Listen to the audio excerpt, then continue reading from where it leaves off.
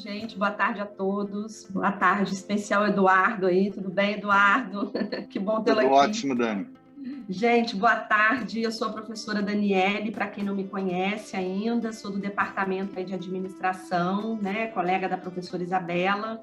E esse ano eu faço parte da comissão organizadora aí da agenda acadêmica, juntamente com o professor João, que é um professor do curso de Ciências Contábeis, o professor Fabiano, do curso de Direito. Esse evento é um evento que acontece anualmente na UF, e aí todo ano a gente tem essa equipe multidisciplinar, interdisciplinar, exatamente para elaborar as atividades, convidar, né, e pensar o formato do evento. Então, é um evento muito interessante, porque a gente tem a oportunidade de conhecer os projetos que estão acontecendo dentro da universidade, os projetos dos colegas, e também trazer um pouco, levar a universidade para fora dos muros e trazer a comunidade também para dentro da universidade, fazendo essa integração. Então, é um evento muito interessante, porque ele tem esse propósito. Esse ano, o tema é a transversalidade da ciência, tecnologia e inovações para o planeta. Então, hoje, esse evento vai acontecer o mês todo, na verdade, mas em Macaé. Ele começou segunda-feira e nós estamos encerrando hoje, fechando com chave de ouro. Temos esse evento do curso de administração e mais tarde, às 19 horas, nós vamos ter um encerramento feito aí pelo diretor do centro, tá? Então, assim, eu também faço parte do Café com RH, juntamente com a Isabela. Eu sou nova, a Isabela convidou. E para mim é um grande prazer estar junto nesse projeto do café, que é sempre inovador, sempre trazendo uns papos, uns bate-papos muito bacanas para a gente repensar em vários aspectos. E hoje, né, Isabela, eu vou deixar ela falar aí, nós temos um convidado especial, nosso amigo Eduardo, e eu acho que vai ser um bate-papo bem bacana, que vocês vão curtir muito, tá bom?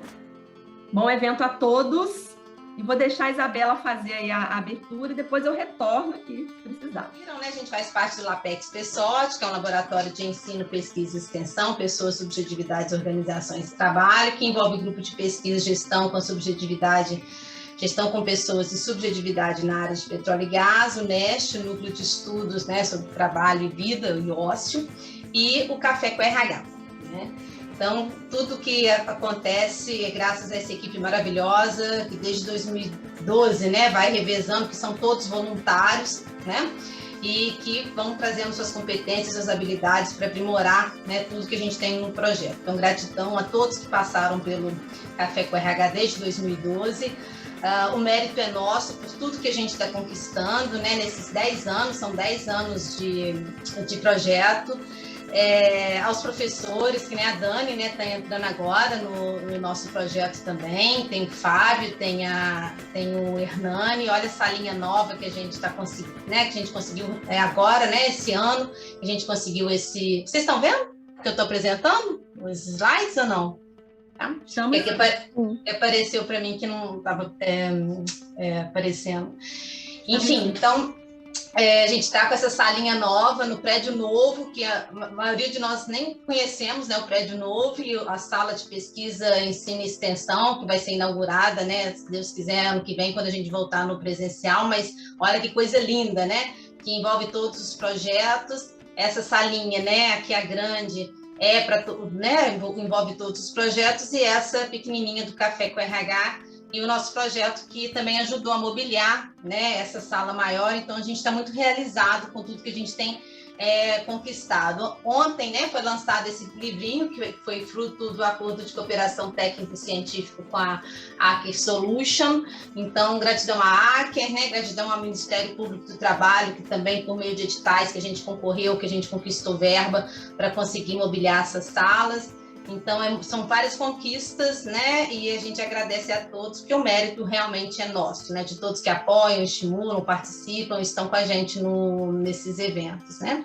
O Café com RH tem como foco a promoção do trabalho decente, né? E a qualidade de vida no trabalho. O trabalho decente é algo que vai muito além da qualidade de vida dentro e fora do trabalho, porque aí entra as competências, as responsabilidades a nível governamentais, não só a nível local, estadual, nacional, mas internacional também. O trabalho decente é o 8º Objetivo de Desenvolvimento Sustentável da ONU para a Agenda 2030 de Objetivos Sustentáveis, né? E o trabalho decente é baseado, né, especialmente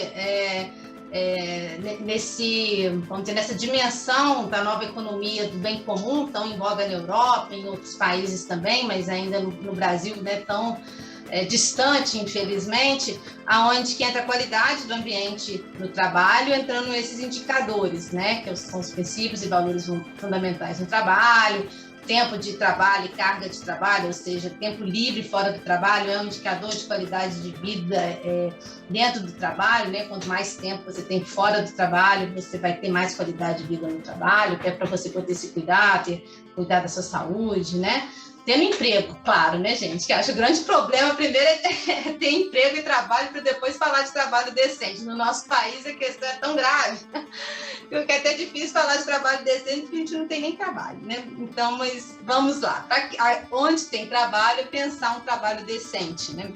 A remuneração significativa para o exercício da cidadania, o trabalho realizador e produtivo, a proteção social, a questão de seguridade social, previdência, né? Auxílio-doença, o SUS, entre outras questões, auxílio-desemprego, entre outras, né? Oportunidades, né? De você ter oportunidades, que nem... agora a gente está vendo que está aumentando as oportunidades, mas nunca vai ser mais igual era antes. Basta ver no LinkedIn do Café com RH, onde a gente está divulgando inúmeras vagas cotidianamente.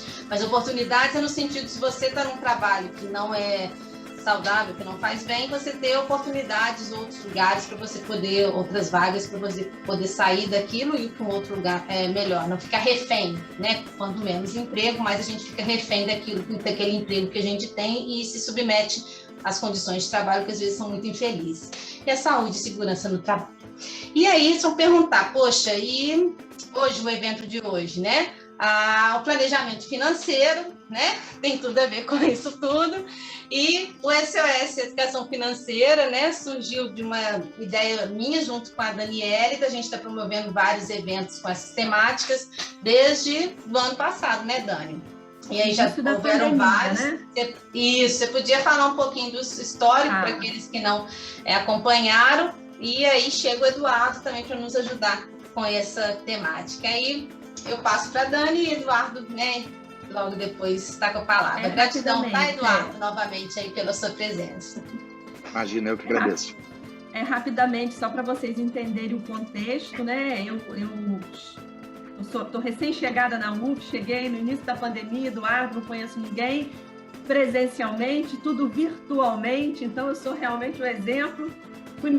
Fui chegando virtualmente, né? Mas é um virtual que está tão presente na nossa vida que isso dá outro evento, mas vamos deixar isso para outro momento. E aí a Isabela, com esse olhar agregador dela, me fez esse convite da gente estar promovendo algumas conversas, sabe, Eduardo, sobre educação financeira. Então, isso veio a calhar num momento de muita importância, aquela situação inicial da pandemia, negócios fechados, receita parada, as pessoas desesperadas com o novo cenário. E lá atrás nós começamos muito humildemente, devagar, a fazer esses encontros para que a gente pudesse conversar sobre isso, para que a gente começasse a desmistificar algumas coisas da área financeira. Então, assim surgiu essa parceria. Como eu atuo aí na área de finanças, sou professora da área de finanças, da área contábil também, o meu projeto de pesquisa tem muito a ver com a educação financeira. Então, eu acabei tomando esse caminho aí por entender a urgência do assunto. E aí surge o Eduardo na nossa vida, eu conversando com a Isabela, ela comenta sobre um cara bacana, com uma linguagem acessível, e aí a gente pensou, ele, vamos fazer o convite e vamos ver se ele aceita esse desafio, e assim fizemos, ele nos atendeu prontamente, né, muito solícito, e explicamos um pouco a ele desse cenário e o quanto ele poderia contribuir, trazendo a experiência dele, trazendo os conhecimentos que ele tem.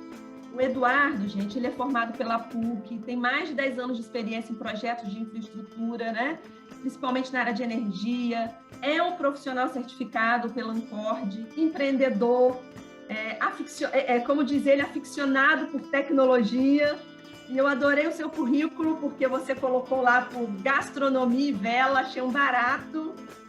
É sócio fundador da Cyberlabs, uma empresa de segurança cibernética e inteligência artificial, que tem uma grande bagagem na área financeira. Então, eu tenho certeza que ele vai nos trazer aqui conhecimentos valiosos para que a gente possa aí, quebrar alguns paradigmas no que diz respeito à situação financeira, ao nosso planejamento financeiro, descobrir que não existem mágicas, não é, Eduardo?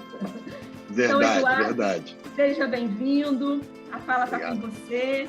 Você pode fazer a sua explanação. Nós vamos anotar as perguntas de vocês. Vocês podem colocando as perguntas, né, Isabela, lá no chat. Depois a gente vai ter um momento aí de fazer pergunta para o Eduardo. Obrigado mais uma vez, Eduardo. Seja bem-vindo aqui na UNA. Eduardo, seria muito legal você começar, né, se apresentando, falando um pouco da sua história profissional, das suas escolhas, que eu acho que tem a ver com essa temática qualidade de vida também, que impacta na carreira, nas escolhas e tal. Tá bom? Vamos lá. Maravilha. Vamos lá. Professora Isabela, professora Daniele, muito obrigado pelo convite. É uma honra estar aqui em nome da Argos Capital para falar um pouco sobre esse tema que é tão importante hoje, justamente atrelado à questão de qualidade de vida, né? Eu acho que a parte financeira é sempre um pilar muito importante para que a gente consiga atingir esse ponto de equilíbrio, esse ponto de qualidade, para que a gente tenha aí uma vida plena, né? Que eu acho que é o objetivo de todos nós no mundo. Vou começar falando um pouco sobre a minha história. Como a Isabela comentou, eu sou formado engenheiro pela PUC do Rio, trabalhei vários anos numa multinacional, construindo projetos de infraestrutura, principalmente hidrelétricas, por esse Brasil afora. Então, morei no Mato Grosso, morei no Tocantins, morei em Rondônia, onde meu filho foi concebido, construindo hidrelétricas para a gente poder ter energia por esse Brasil todo aí e poder dar a estrutura que esse país precisa para conseguir continuar esse seu caminho de desenvolvimento. Em 2014, eu tive uma questão de saúde bastante séria. Eu tive que fazer uma cirurgia de coluna e isso meio que acendeu um alerta alto, assim, de falar, cara, minha vida pode acabar a qualquer momento e será que é isso mesmo que eu quero na minha vida? E aí me trouxe uma série de reflexões. Em 2016, eu acabei optando por sair da condição de trabalho que eu estava. É um trabalho extremamente prazeroso, extremamente desafiador. Isso de você ir para o meio do mato, você pegar um rio, jogar ele para o lado, construir uma usina hidrelétrica naquele leito, depois trazer esse rio de volta para dentro da sua obra e poder gerar energia, é extremamente gratificante. E eu acho que eu cresci como engenheiro de uma forma que eu não poderia ter tido um melhor desenvolvimento sem ter tido essas experiências. Por outro lado, era também um trabalho que exigia muito, tanto da parte física quanto da parte emocional. Isso implicava eu estar longe da minha família, passar momentos interiores do Brasil, sem acesso às coisas que a gente gosta tanto, né? Mas acho que foi muito importante para o meu crescimento e fez parte aí da minha trajetória. Eu sou muito grato aí pelas oportunidades que eu tive na vida e hoje eu sou um engenheiro melhor justamente por causa dessas experiências. Em 2016, eu decidi me desligar da empresa e foi até quando eu conheci a Isabela. E eu fui tirar um ano sabático para ver o que eu queria fazer da minha vida, repensar a minha história. E foi um ano extremamente prazeroso. Pude fazer tudo aquilo que eu gostava, fui velejar pelo esse mundão afora, velejei até Noronha, velejei no Caribe, estive na Grécia, participei como voluntário nos Jogos Olímpicos aqui no Rio de Janeiro, uma experiência que foi extremamente recompensadora. Fui assistente da família olímpica da delegação da Dinamarca. E no final de 2016, como tudo que é bom tem que acabar, né, eu tive que voltar para a minha vida profissional e aí estava aquela grande questão do que eu ia fazer. E aí decidi ir para o lado do empreendedorismo. Junto com outros amigos, a gente fundou a Cyberlabs em 2017, que é uma empresa que foi fundada aqui no Rio de Janeiro por um grupo de 16 amigos e parceiros, todos entusiastas com a parte de tecnologia, e já com o olho muito voltado para essa questão de inteligência artificial, que era uma coisa que a gente já via como um grande transformador e que a gente vai ver cada vez mais na nossa vida, impactando aí o nosso futuro, o nosso trabalho, o nosso relacionamento com as outras pessoas. E é uma coisa que nem a internet, veio para ficar. Tem gente que gosta, tem gente que não gosta, mas é uma realidade, né? CyberLabs foi muito bem, a gente conseguiu os primeiros aportes, que são os grandes desafios das startups, e assim que a gente fez os primeiros aportes significativos na empresa, a gente decidiu profissionalizar a empresa. Com isso, todos os sócios fundadores que estavam ali dedicando tempo, hora, dinheiro, saíram da empresa e a gente deixou somente aqueles profissionais que realmente eram do setor. Nesse momento, novamente, eu tive que me reinventar, né? E como eu falei na introdução, eu sou apaixonado por gastronomia, então nesse ano, eu também abri um food truck aqui no Rio de Janeiro, que é o meu projeto social, eu digo assim. Ele não é um projeto filantrópico, porque ele tem que dar receita e se sustentar, mas é um projeto que cuida da minha vizinhança, do lugar onde eu moro no Rio de Janeiro. É uma forma de ocupar um espaço público, trazendo para toda a vizinhança um benefício mútuo. E o food truck foi indo bem, foi dando sucesso, a CyberLabs continuou crescendo. Ano passado a gente levou ela lá para fora, ela já virou uma multinacional. Hoje a gente é uma empresa já com 160 funcionários. Esse ano a gente deve faturar acima de 100 milhões. Então é uma empresa que está indo muito bem. E logo depois disso, um outro grande amigo meu, que é o sócio fundador da Argos Capital, onde eu faço parte hoje do time de assessores, me chamou para ir trabalhar com ele. Eu sempre gostei muito da área de finanças, era uma área que eu sempre gostava de estudar, de entender. E esse trabalho de assessoria é muito voltado para essa questão de planejamento financeiro e principalmente para o relacionamento com as pessoas, né? A gente vive hoje um mundo em que todo mundo oferece soluções milagrosas, né? Tem uma série de cursos sendo vendidos aí na internet. Pegue R$100 e invista aqui no meu curso que eu transformo você em milionário. Isso é muito engraçado, né? Porque se essa pessoa realmente conseguisse fazer isso, ela estava investindo e não vendendo o curso para as outras pessoas ficarem milionárias. Então, acho que é muito bacana a gente ter essa oportunidade de bater esse papo, de falar um pouco sobre planejamento financeiro, porque eu acho que isso é uma das ferramentas fundamentais para todos os cidadãos conseguirem se programar, alinhar suas expectativas. Eu acho que essa questão de qualidade de vida está muito ligada às expectativas que a gente cria, né? Então, se a gente não cria expectativas realistas, a chance da gente ficar frustrado ela é muito maior, né? Então, já tem 2 anos que eu estou na Argos Capital, é uma empresa ligada, é um escritório ligado à XP, é um Family and Friends Office aqui no Rio de Janeiro. Apesar da gente estar sediado aqui no Rio, a gente atende clientes no Brasil todo. Tem clientes em Brasília, tem clientes no Sul, Curitiba, temos clientes aqui no Rio, Macaé, temos diversos profissionais que a gente atende, desde profissionais da própria área financeira, até profissionais como médicos, que são notoriamente conhecidos por ser excelentes profissionais, mas com uma péssima habilidade para cuidar do seu dinheiro. Então a gente também adora atender os nossos médicos, queridos amigos e clientes.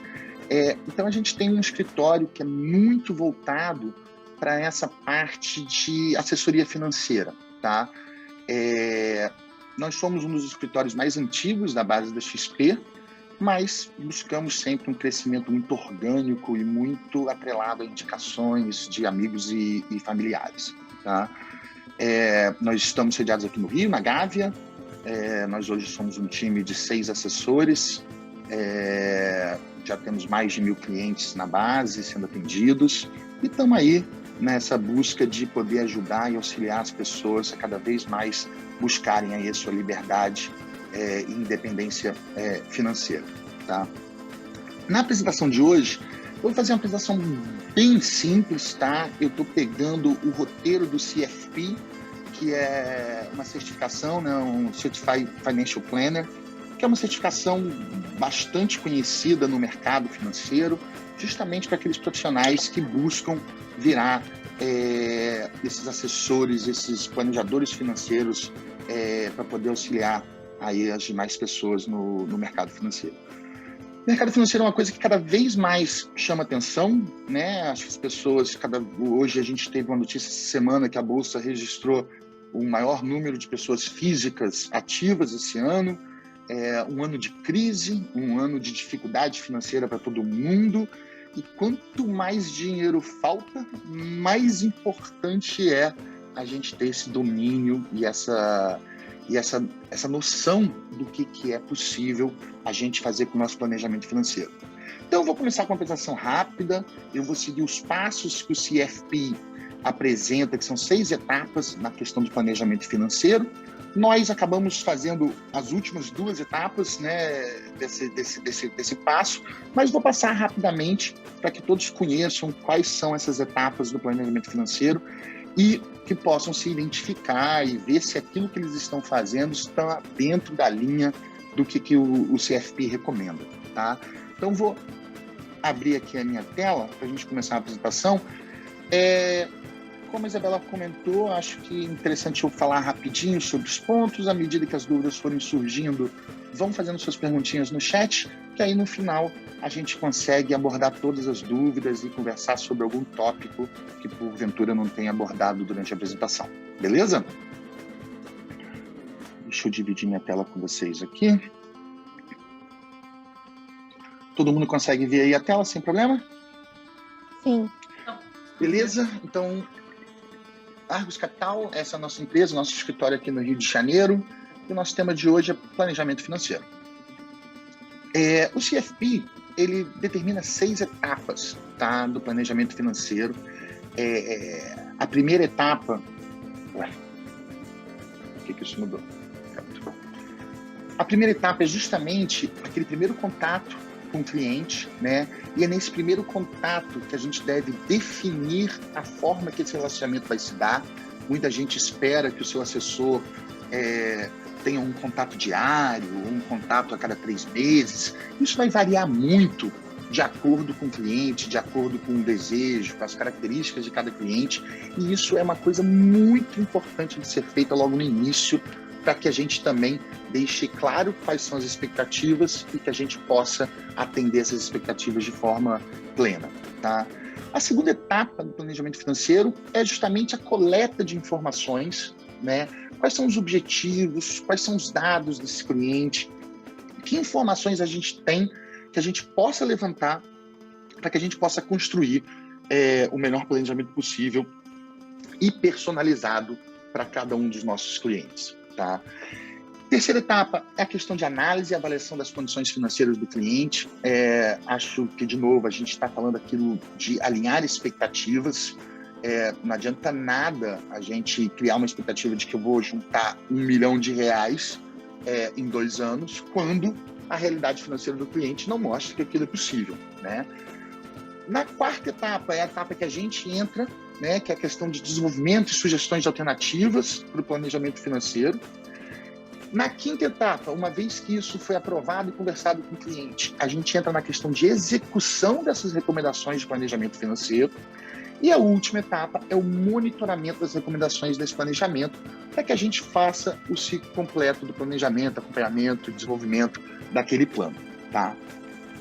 Então, de forma breve, né, essa primeira etapa, ela passa do princípio de conhecer o cliente, né? Isso para a gente é muito importante.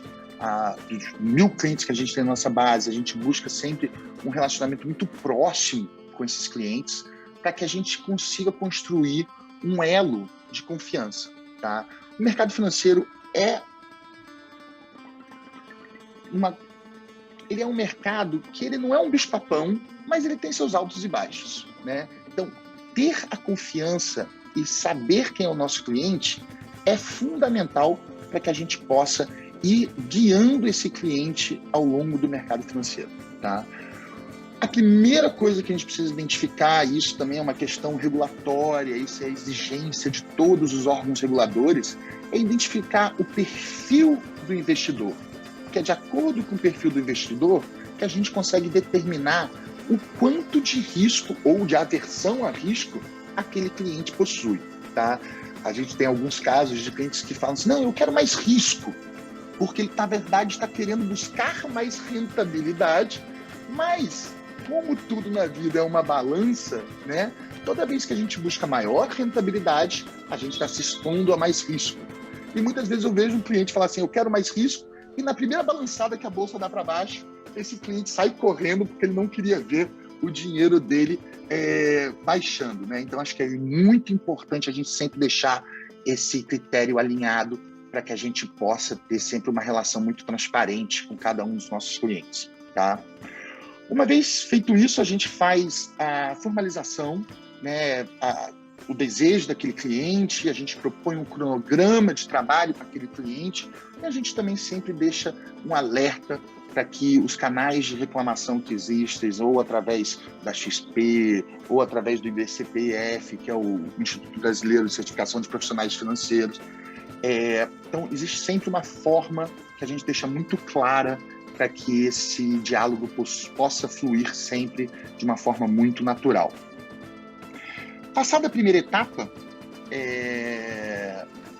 a gente passa para a segunda etapa, que é uma etapa que a gente normalmente aciona bastante o cliente em busca de informações, né? Uma das coisas principais é a gente conseguir entender como é que é aquele orçamento doméstico daquele cliente. E às vezes a gente fala assim, mas o orçamento doméstico é básico. E não necessariamente isso é verdade. Muitas vezes as pessoas confundem isso com basicamente, eu gasto tudo com o meu cartão, então o meu orçamento doméstico é a minha fatura do cartão. Isso é verdade, mas isso não é toda a verdade, né? Tem alguns gastos que não são recorrentes mensais, tem alguns gastos que são anuais, tipo o seguro do seu carro, os impostos anuais, a matrícula de escola do filho, as férias, né, que a gente tira uma vez por ano, quem é sortudo tira um pouco mais do que isso, mas são gastos que são pontuais, né? A gente costuma fazer um balanço patrimonial daquele cliente para entender o que ele tem de ativo, o que ele tem de passivo na mão, para que a gente possa entender quais são as necessidades de recursos futuros desse cliente. A gente começa a analisar a questão de investimentos, como é que está esse investimento desse cliente, está onde, está num investimento mais conservador, é um investimento mais moderado, está de acordo com aquele perfil que a gente identificou na primeira etapa, a aversão. Muitas vezes eu vejo um cliente falar que não tem aversão a risco, mas está todo alocado em renda fixa, né? Então a gente começa nessa etapa a levantar essas informações para ver se isso bate com aquela primeira informação que a gente buscou na etapa inicial. Previdência privada é um dos assuntos que tem que ser visto, tem que ser levantado. Isso eu acho que é fundamental. A Isabela comentou muito bem no começo essa questão de aposentadoria, e a gente está vendo aí um cenário mundial, isso aqui não é só no Brasil, de que cada vez mais essa questão de previdência privada vai ficar na mão do indivíduo, com o Estado cada vez com menos capacidade de garantir uma aposentadoria digna. Então, previdência privada é fundamental de ser conversada na hora que a gente vai falar de um planejamento financeiro, tá? Um outro assunto que é nos Estados Unidos, que é um mercado que essa minha profissão é muito mais desenvolvida, ela é obrigatória. Todo assessor de investimento nos Estados Unidos necessariamente precisa falar de seguros. E quando a gente vem para a nossa cultura brasileira, seguro é uma coisa que as pessoas arrepiam os cabelos de pensar, não, eu quero isso, se eu jogar dinheiro fora. Não, né? A gente tem que pensar em seguro da forma adequada, de uma proteção patrimonial ou de uma forma de prever algum percalço pelo caminho, né? O meu caso, como eu comentei no início, em 2014, quando eu tive meu problema de saúde, eu tinha um filho com 6 anos de idade e aquele meu problema de saúde poderia ter me incapacitado de ter renda para garantir a criação do meu filho e as necessidades do meu filho. Então, assim, possuir um seguro naquele momento foi algo que me deixou muito mais tranquilo e muito mais capaz de focar no meu problema de saúde, né? Porque eu sabia que a minha parte financeira estava estava organizada com essa parte de seguro. Toda a questão de crédito, tanto empresas quanto pessoas, a gente busca crédito no mercado o tempo todo, ou para fazer um investimento. Eu fiz isso quando eu fui abrir minhas empresas. Isso é normal de ser feito, mas tem que ser feito com parcimônia, tem que ser feito com as informações pertinentes em mãos, né, para que a gente possa fazer isso de uma forma sempre mais otimizada, buscando o crédito certo, com o prazo certo, com a taxa certa, para o objetivo que aquele crédito está sendo pego, né? Muitas vezes as pessoas falam assim, vou pegar um empréstimo para pagar a conta do supermercado. Gente, isso é surreal, né? Você não pode pegar dinheiro emprestado para cobrir uma despesa corrente. Agora, se você vai fazer Desculpa te interromper, pior pegar dinheiro emprestado para investir no Bitcoin, né? Assim, nas pirâmides do Bitcoin, que Jesus toma conta. Depois você fala disso, por favor. Vamos falar de Bitcoins também. Isso é uma coisa que está em moda e tem diversas pirâmides aparecendo, notícias aí o tempo todo no jornal, então é um tema que eu tenho certeza que vai levantar bastante curiosidade aí das pessoas que estão participando aqui desse papo com a gente. E por fim, sucessão, né? Vai chegando uma etapa da nossa vida que a gente começa a se preocupar como que eu vou fazer a sucessão daquele patrimônio que eu construí ao longo da minha vida, né? Muitas vezes a gente vê casos de pessoas com boa estrutura familiar, com uma boa estrutura financeira, e por não terem feito um planejamento financeiro adequado, na hora que os pais deixam de estar presentes, e eles se encontram naquela situação de, poxa, eu tenho que fechar um inventário. E às vezes as pessoas não têm dinheiro para resolver o inventário.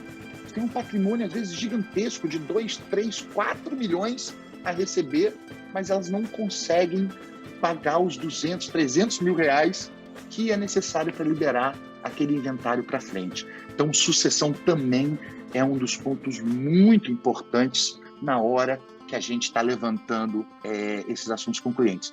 Obviamente que o público que está aqui presente, na sua maioria de jovens estudantes, não estão nem pensando em sucessão ainda, mas à medida que o relacionamento vai evoluindo, esse tema, obviamente, que tem que entrar na pauta, né? A gente, na Argos, a gente sempre comenta muito isso, de que a gente fala, cara, nosso relacionamento é um relacionamento de maratona. A gente quer começar a conversar com nossos clientes hoje e eu quero ir acompanhando esse cliente ao longo da vida toda dele. Então, sucessão, obviamente, também é um dos assuntos que a gente aborda. Tá? Essa terceira etapa, a questão de obtenção de informações, dados e objetivos do cliente, é um momento muito qualitativo.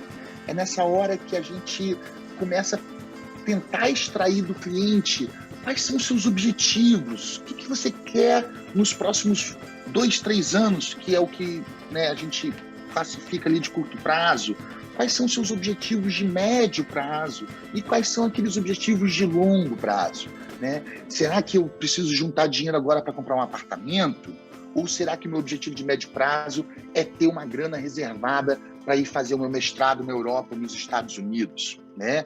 É um momento que depende daquela relação de confiança que você construiu na primeira etapa com o seu cliente, né? Porque as pessoas também são muito receosas, né, de abrir seus objetivos, suas informações. Então é por isso que lá no começo a gente precisa estabelecer um relacionamento de confiança para que essa conversa possa fluir de maneira mais natural. Uma vez que a gente já criou esse relacionamento de confiança, uma vez que a gente já levantou o perfil do cliente, que a gente deu uma analisada nos investimentos e nos objetivos de curto, médio e longo prazo, é a nossa hora de fazer uma análise e uma avaliação das condições financeiras de cada um dos nossos clientes, né? É nesse momento que o assessor para avaliar se todas as informações estão ali que ele precisa, né? Será que eu preciso trazer algum outro profissional para me ajudar nessa etapa do processo? Por exemplo, eu não sou um especialista em seguros, né? Eu não sou um advogado tributarista. Será que aquele cliente necessita desses profissionais nessa etapa da conversa? E se sim, a gente vai e busca esses profissionais para que a gente possa realmente dar a melhor informação e a melhor alternativa para os nossos clientes, né? A questão de necessidade de liquidez do cliente é muito importante. Isso é uma questão que a gente bate na tecla o tempo inteiro, né? Cara, a gente costuma brincar que se o cliente ele é conservador, a gente normalmente pede para que ele tenha 1 ano de liquidez do padrão de vida dele. Digamos que o meu padrão de vida seja 10 mil, né? A gente no escritório normalmente recomenda, se o seu padrão de vida é 10 mil, você deve ter 120 mil reais guardado de liquidez para que se aconteça algum problema, como a gente viu ano passado com a pandemia. Teve gente que ficou 1 ano sem conseguir ter receita ou ter um nível de receita adequado, né, para suas despesas, para o seu padrão de vida. E uma das coisas mais dolorosas que a gente tem na vida é baixar padrão de vida. Subir padrão de vida é gostoso e fácil. Voltar para trás é dolorido e muitas vezes impossível, porque a gente já está com tanta coisa comprometida que a gente não consegue, né, reduzir aquele padrão de vida. E isso também é uma questão muito importante quando a gente está falando de qualidade de vida, que é o tema aqui do Café com RH. Será que esse padrão de vida é o padrão que eu preciso? Será que eu realmente preciso almoçar ou jantar no Satiricon 2 vezes por semana? É isso que me faz feliz? Ou eu quero que, poxa, eu tenha uma casa confortável, que eu tenha uma boa escola? É essa parte de padrão de vida que a gente discute muito também, para a gente entender com os nossos clientes qual é o padrão de vida adequado de cada um. Porque se a gente não alerta os nossos clientes do padrão de vida deles, o que é o normal de acontecer? Eu lembro muito bem quando eu era estagiário, lá para 2004, 2005, que eu ganhava R$ 1.500 e, gente, aquilo era uma fortuna para mim. Eu tinha todo o meu padrão de vida garantido pelos meus pais e aquele dinheiro era todo líquido na minha mão.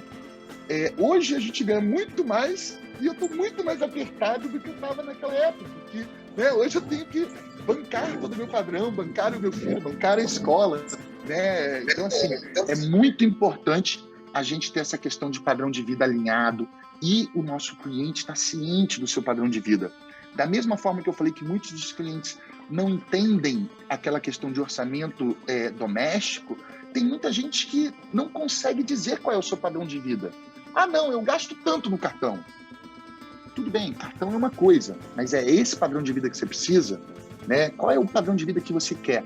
Porque senão o normal é, à medida que a sua receita sobe, à medida que você melhora profissionalmente, vai ganhando mais, naturalmente a tendência é que seus gastos comecem a subir.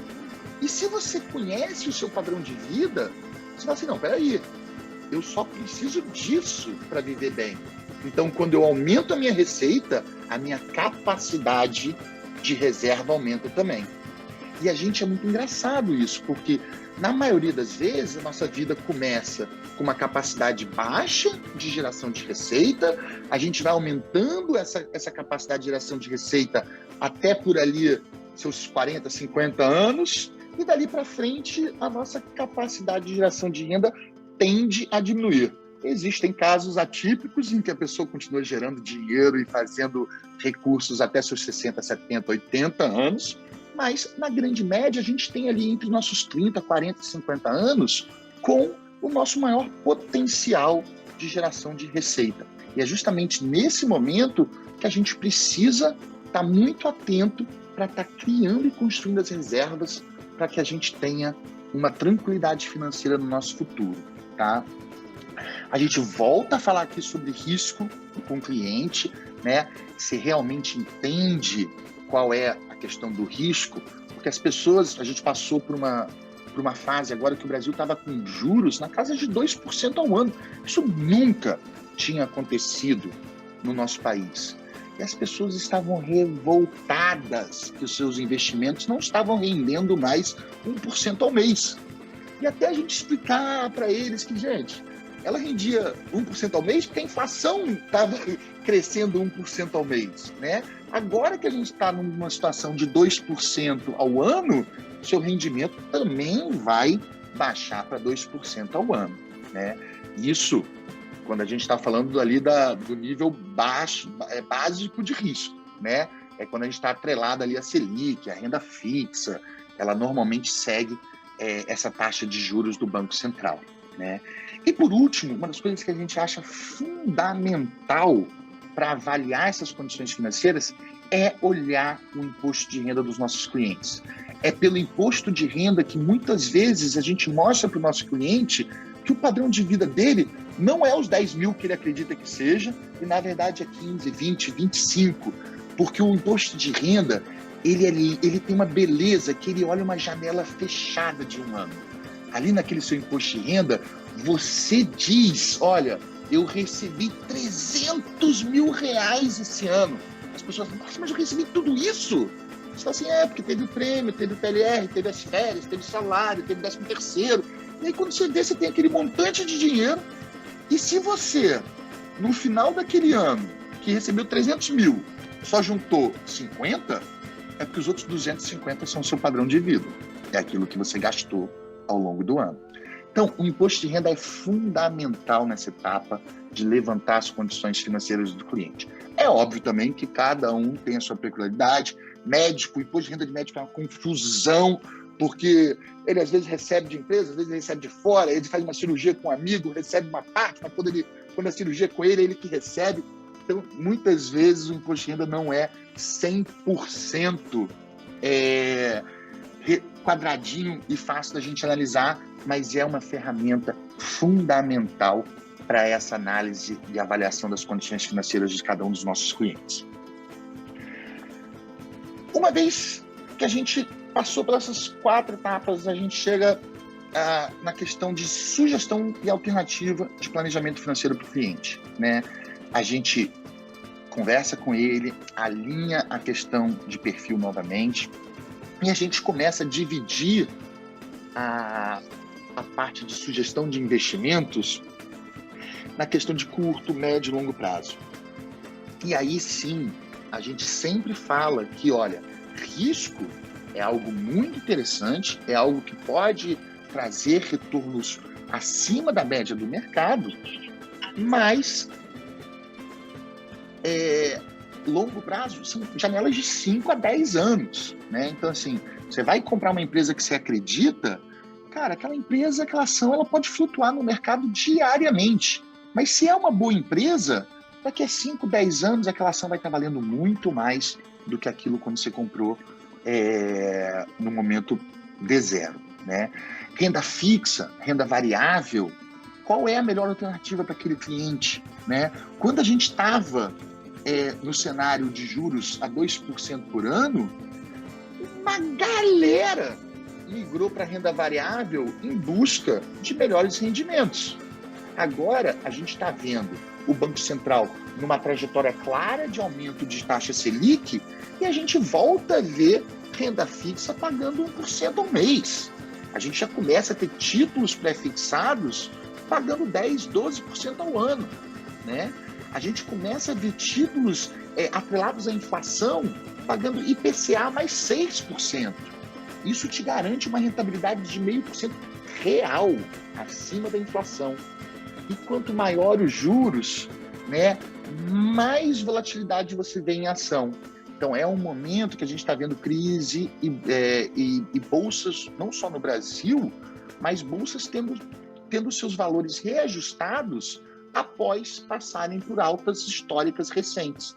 A gente viu a Bolsa Americana na sua alta histórica, a gente viu o Ibovespa chegando a 130 mil pontos e agora voltando a 110. Então, é um momento de se pensar em quanto do meu patrimônio eu quero deixar exposto à renda variável, quanto do meu patrimônio eu preciso no curto prazo, quanto vale eu deixar em renda fixa, que tipo de renda fixa eu vou deixar.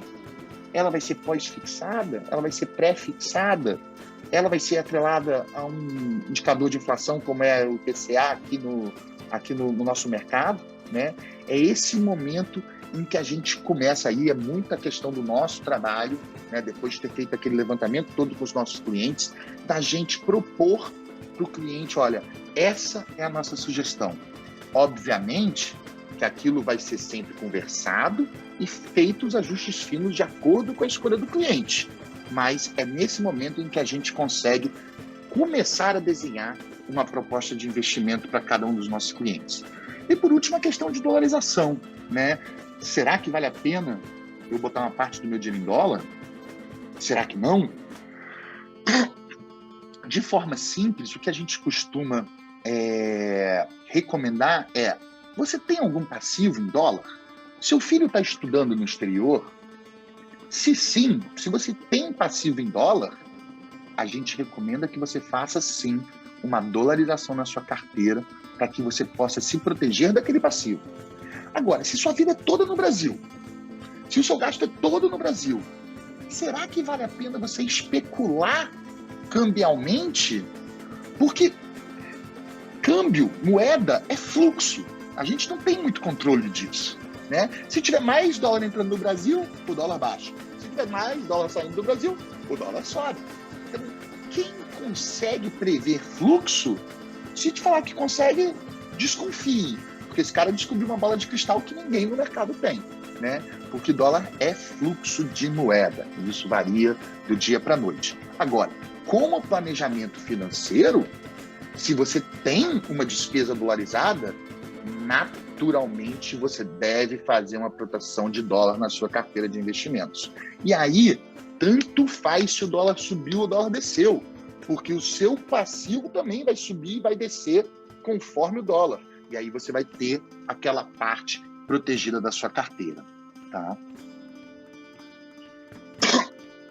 Uma vez feito isso, uma vez conversado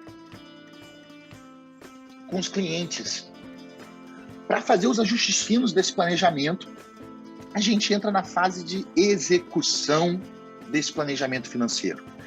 É importantíssimo a gente pensar na parte fiscal, e aí, de novo, volto naquele item que a gente comentou do imposto de renda. Será que a sua renda é tributável? Será que você possui algum benefício fiscal que a gente não está aproveitando? Lembra que a gente falou de previdência? A previdência ela tem dois modelos. Ela tem o VGBL e ela tem o PGBL. O PGBL, ele permite você trazer um desconto na sua declaração de ajuste anual, mas você vai pagar um imposto sobre o montante total na hora do resgate, né? Você está fazendo uma troca tributária. Então, entender essa questão fiscal do cliente é muito importante, né? A questão de investimentos no exterior, hoje existem 1000 formas no mercado de você investir no Google, de você comprar um índice que reflita a bolsa da China, né? Existem muitas maneiras de você se posicionar acreditando num crescimento lá fora. A gente cada vez mais tem recomendado isso para os nossos clientes, né? A gente vive num país que a única certeza que a gente tem é que haverá uma próxima crise. A gente só não sabe quando que essa crise vem, que intensidade essa crise vem. Então, cada vez mais a gente está tendo acesso para poder apostar em crescimento lá no exterior. Eu, pessoalmente, gosto muito de tecnologia e tenho uma parte da minha carteira atrelada a empresas de tecnologia. Foco na Ásia, foco na China, mercado americano. Eu gosto do setor tecnologia, né? Então, essa parte de investimento no exterior já é também uma realidade possível hoje no mercado financeiro brasileiro. Antes você só tinha a opção de comprar dólar, né? Agora você tem milhares de formas de fazer isso. Eu posso ser sócio da Google se a gente quiser.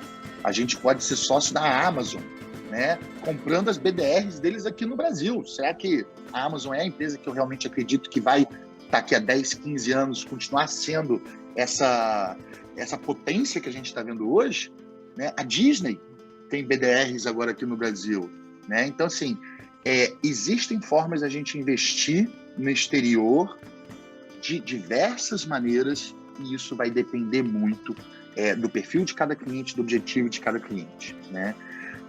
Preservação de patrimônio, eu acho que é aquilo que a gente comentou no início aqui da nossa conversa, que é aquela questão de você descer o seu padrão de vida ser muito dolorido, né? Então, dos pilares fundamentais aqui da gente na Argos é a questão de preservação do patrimônio pessoal. Eu prefiro muito mais não ganhar rios de dinheiro no Bitcoin, mas ter a certeza que meu patrimônio também não vai cair 40% do dia para a noite, né? Se cair é algo que vai me impactar ou não? Não, esse dinheirinho aqui é o dinheirinho que eu usaria num cassino em Vegas. Como eu não estou indo para Vegas jogar, eu posso pegar esse dinheirinho que eu jogaria no cassino e eu posso colocar no Bitcoin sem problema nenhum. Mas é entender o que a gente precisa preservar de patrimônio construído. Ganhar dinheiro é difícil à beça. Economizar dinheiro é mais difícil ainda.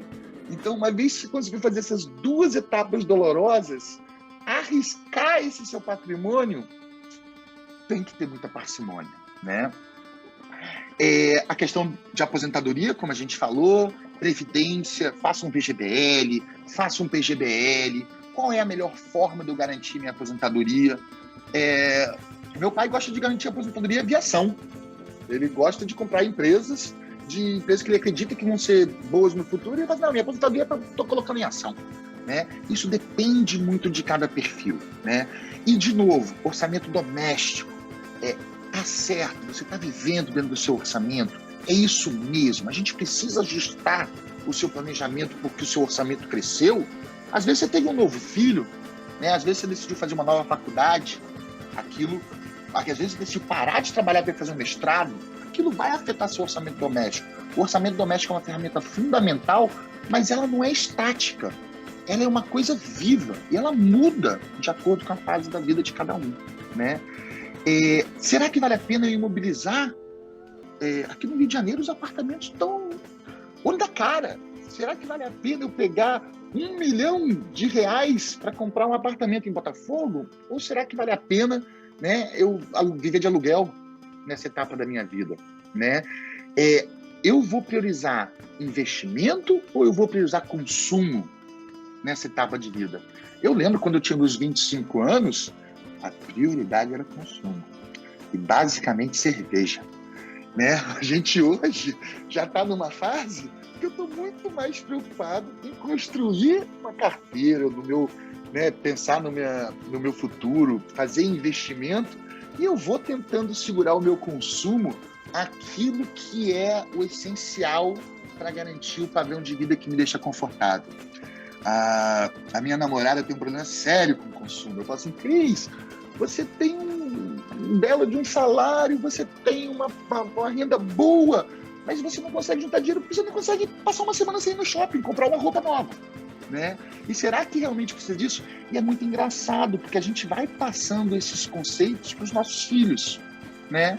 Então, assim, eu toda vez que saio com os filhos dela, é impressionante como eles o tempo todo, vamos comprar. E eu, não, vamos comprar. Eu fiz, não, vamos comprar. Então, é uma questão muito de cultura nossa. E, de novo, gente, eu não estou aqui para julgar valor de nada. Você pode consumir ou você pode investir. A escolha é sempre pessoal. Mas o que a gente tenta fazer é que essa escolha seja consciente. Se você decidir consumir o seu dinheiro, o seu recurso, maravilha, seja feliz, mas entenda aquela escolha que você está fazendo. Né? Eu acho que isso é um papel muito importante na questão de planejamento e assessoria financeira. E por último, né, a última etapa, que é uma etapa que a gente, né, faz pelo cliente, que é justamente acompanhar o cenário econômico. Teve alguma mudança crítica? A gente começou a ver desde o início do ano de 2021 o Banco Central mudando a sua postura em relação aos juros base da economia. E com isso, passamos a ter novamente renda fixa, sendo muito interessante. Até 2020, a gente estava com um cenário tão incerto que o que a gente acreditava ser a melhor coisa eram os fundos multimercados. Porque é aquele fundo que o gestor pode ter uma liberdade dele com a equipe dele, que são os especialistas que estão ali no dia a dia, de definir aonde eles devem alocar para trazer o melhor retorno para os seus cotistas. Né? Então, isso é muito importante. E isso a gente vive no mundo, na era da informação, na era dos dados. Por mais que a gente receba tweet, Facebook, jornais, é uma quantidade de informação que nenhum ser humano consegue absorver tudo. Então, você ter uma equipe de pessoas focadas para analisar aqueles cenários econômicos e te alertar de mudanças, a gente entende que é um dos pontos de maior vantagem de você ter uma boa assessoria financeira e um bom planejamento financeiro, né? Às vezes a gente tem fundos que são espetaculares, né? A gente tem alguns fundos icônicos no Brasil, tipo Verde, tipo o pessoal do Bahia Asset, né? Tem uns fundos que são, nossa, se eu conseguir colocar meu dinheiro no Verde, eu quero a oportunidade de botar lá. Mas se a equipe de gestão do fundo mudar, você vai estar sabendo disso? Quem está no mercado financeiro acompanha. E aí, com isso, a gente consegue alertar. Poxa, olha só, esse fundo sempre apresentou um resultado incrível, mas a equipe toda saiu. Vamos sair desse fundo também, né? Às vezes, os objetivos dos nossos clientes mudam. E aí, a gente também tem que fazer esses ajustes. E é essa conversa que a gente determinou lá na primeira etapa, né, de como é que vai ser aquele relacionamento, com que frequência a gente vai se conversar, com que frequência a gente vai fazer uma revisão de carteira, né? É nessa etapa que a gente determina, junto dos nossos clientes, como que a gente vai fazer esse monitoramento. E, por fim, muitos dos nossos clientes reclamam, né? Não, mas é muita liquidez, eu não preciso desse dinheiro todo. E a liquidez, ela serve para duas coisas. Para emergências, quando a gente tem uma emergência, mas ela também serve para permitir que você entre em oportunidades quando elas aparecerem. O que adianta a Petrobras cair para R$5 a ação se você não tiver nenhum dinheiro disponível para comprar a Petrobras, né? Então, essa questão de monitorar a oportunidade, de manter uma liquidez para que você possa aproveitar uma oportunidade que apareça, é muito importante e faz diferença num bom planejamento financeiro, tá? Gente, essas são as 6 etapas básicas, tá, de um planejamento financeiro. Eu não quis me prender aqui nessa apresentação muito em veículos. Eu não quero falar de fundo imobiliário especificamente, eu não quero falar de Bitcoin, porque isso são veículos apenas numa estrutura que a gente enxerga que é muito maior e que é muito mais importante de ser analisada por cada pessoa, para que aí sim, dentro desse planejamento, a gente possa enxergar. Poxa, vamos botar 1% da sua carteira em Bitcoin? Vamos colocar 5% da sua carteira em fundo imobiliário? Ou não? Se a gente analisou lá o balanço patrimonial da pessoa e viu que aquela pessoa tem 10 lojas no centro de Campo Grande, poxa, você já tem tanto patrimônio em imóveis, fundo imobiliário para você não vai fazer sentido, né? Então, é essa etapa que a gente quer construir com todos os nossos clientes. É essa claridade no que a gente entrega, o que existe no mercado financeiro que é mais adequado para o seu perfil, para o seu objetivo. A gente brinca muito, né, que o mercado brasileiro ele está sendo transformado. Nos Estados Unidos, 95% dos americanos têm o seu assessor financeiro. E aqui no Brasil, a gente está nos bancos, né? E o gerente do banco, ele não quer o melhor para você, ele quer o melhor para ele e para o banco. Então ele te liga para te oferecer título de capitalização, porque ele precisa bater meta. Ele liga para te oferecer uma previdência que não rende nada, né? E quando a gente passa para esse modelo de assessor financeiro, é tipo você poder escolher quem vai ser o seu gerente de banco. Quem vai ser aquela pessoa que vai traduzir o mercado financeiro para palavras que você entenda. Como que eu consigo me posicionar nas diversas oportunidades que existem no mercado financeiro da melhor forma para mim e para os meus objetivos, tá? Então, isso é o que a gente entende e o que a gente propõe entregar para os nossos clientes. A gente não pode nunca garantir rentabilidade, a gente nunca pode dizer que você vai receber tanto, porque isso não existe, isso não depende da gente, mas a gente pode ajudar a cada um dos nossos clientes a montar uma estratégia adequada para as condições e necessidades dele. E, de novo, é uma coisa de longo prazo, não é uma corrida de 100 metros que em 9 segundos termina, é uma maratona, ela vai levar 42 anos, é a sua vida financeira inteira que a gente quer acompanhar. Às vezes tem um ano de rentabilidade ruim, às vezes tem um ano de rentabilidade fantástica. O importante é que a gente consiga continuadamente entregar melhor retorno do que se você estivesse colocando o seu dinheiro sem nenhuma avaliação ou sem nenhuma análise de risco e de cenário global, tá? Gente, é mais ou menos isso que eu tinha para conversar com vocês hoje.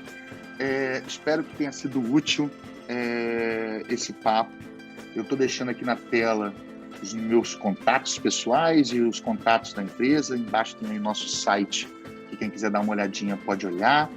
E fico à disposição de vocês para a gente entrar em pontos mais específicos ou em dúvidas que eu não tenha abordado aí ao longo da nossa conversa.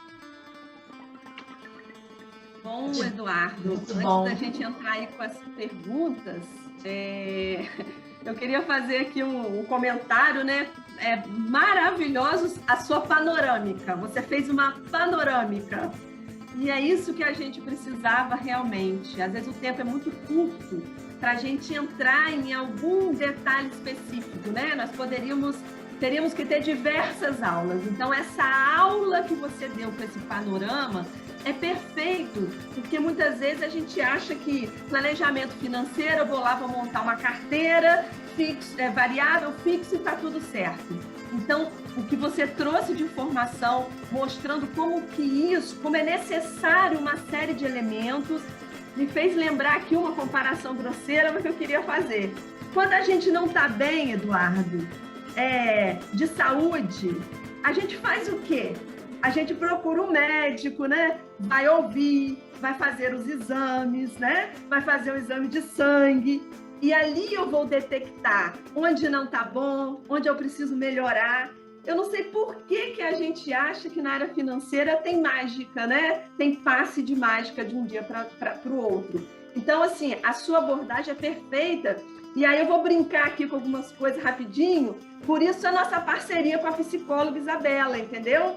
Porque muitas questões são psicológicas, né? Esse padrão de vida, o que te faz feliz, por que você gasta tanto? Eu brinco muito com a Isabela e falo, olha, é um casamento perfeito.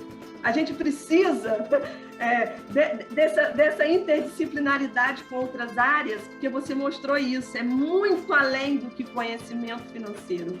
Tem uma série de outras questões envolvidas, sérias, que envolvem sonhos, planos, né? Então, assim, a minha intenção é que meus alunos não priorizem só a cerveja, entendeu, Eduardo? Que eles também aprendam a planejar o futuro, tem a galera jovem aqui.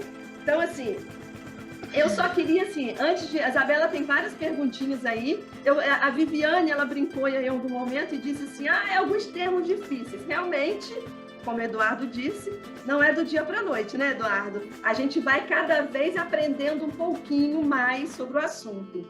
E a equipe da Isabela vai passar algumas perguntas aí para você, mas eu queria só te fazer uma provocação, né? Tem muitos alunos aqui e com as fintechs, né, Eduardo, e com o avanço tecnológico, muitas pessoas que antes se viam impossibilitadas, agora elas podem investir, elas podem pensar em planejamento financeiro, independente de quanto ganham. Então, isso eu queria que você abordasse rapidinho, porque para desmistificar, o Eduardo só tem cliente lá que é clientaço, né?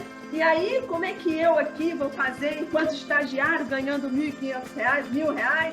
Então, a gente precisa começar de algum lugar essa mudança.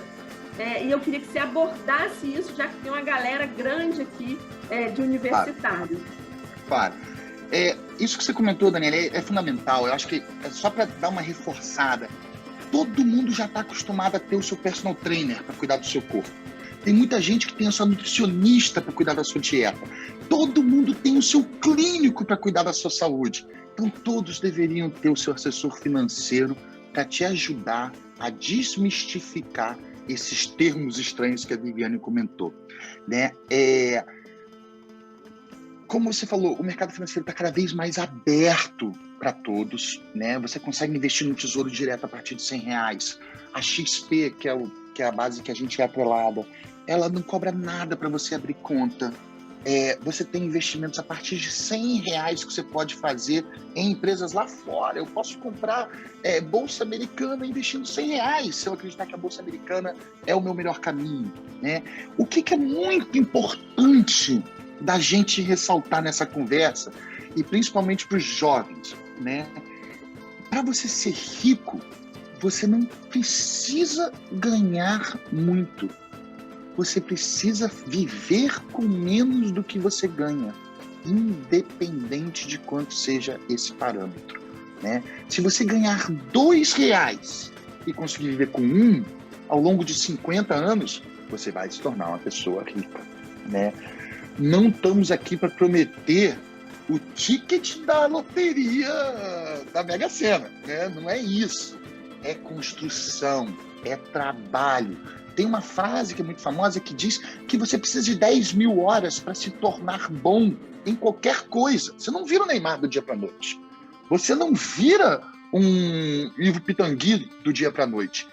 Todo mundo que chega no topo é porque trilhou um caminho para chegar lá.